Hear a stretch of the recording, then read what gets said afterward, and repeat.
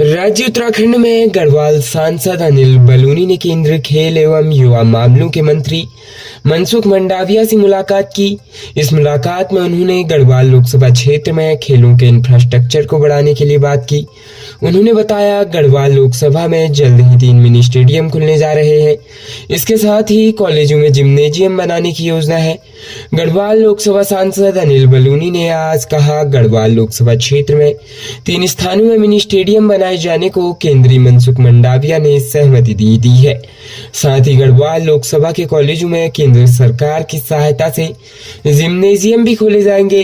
अनिल बलूनी ने इस विषय पर मनसुख मंडाविया से उनके कार्यालय में मुलाकात की, जहां उन्होंने गढ़वाल लोकसभा में मिनी स्टेडियम के निर्माण का प्रस्ताव रखा। उन्होंने कहा, गढ़वाल के युवा खेलों में काफी रुचि रखते हैं, लेकिन खेलों की उचित व्यवस्था वातावरण में इसके लिए उचित इंफ्रास्ट्रक्चर का अभाव है।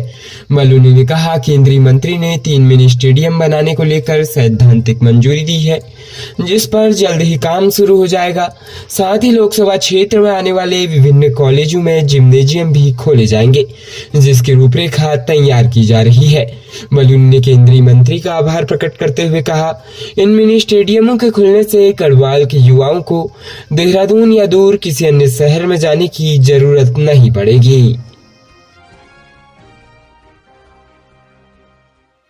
प्रदेश के अल्मोड़ा जनपद में स्थित शोभन सिंह जीना विश्वविद्यालय अल्मोड़ा की योग विज्ञान विभाग की छात्रा मीनाक्षी पांडे टोक्यो में योग का परचम लहराएंगी।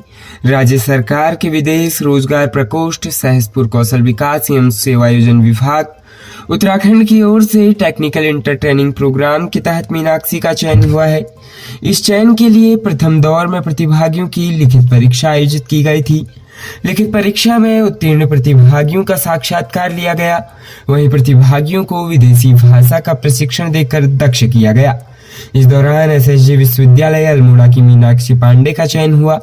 मीनाक्षी 29 अक्टूबर को बेंगलोर से टोक्यो के लिए रवाना होंगी।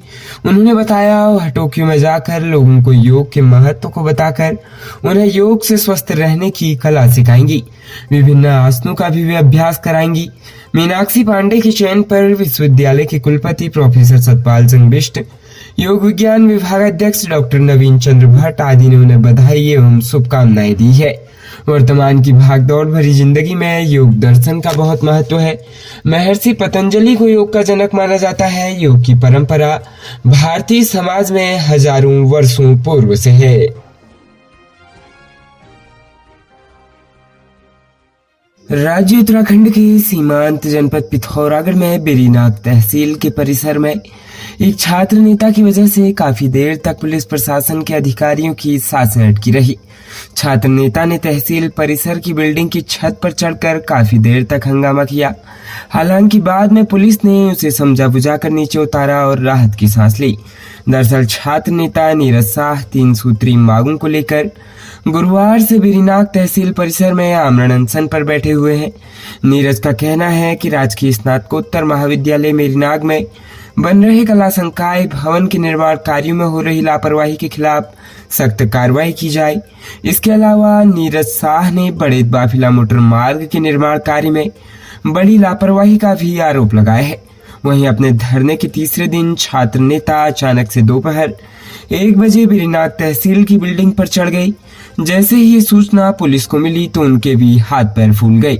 बेरीनाग थानाध्यक्ष महेश जोशी और राजस्व निरीक्षक कुंदन सिंह नयाल ने नीरज को समझाकर छत से उतरने की अपील की।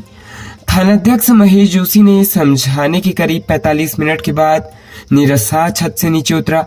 इसके अलावा पुलिस महेश जोशी को सीएचसी बेरीनाग लेकर गई।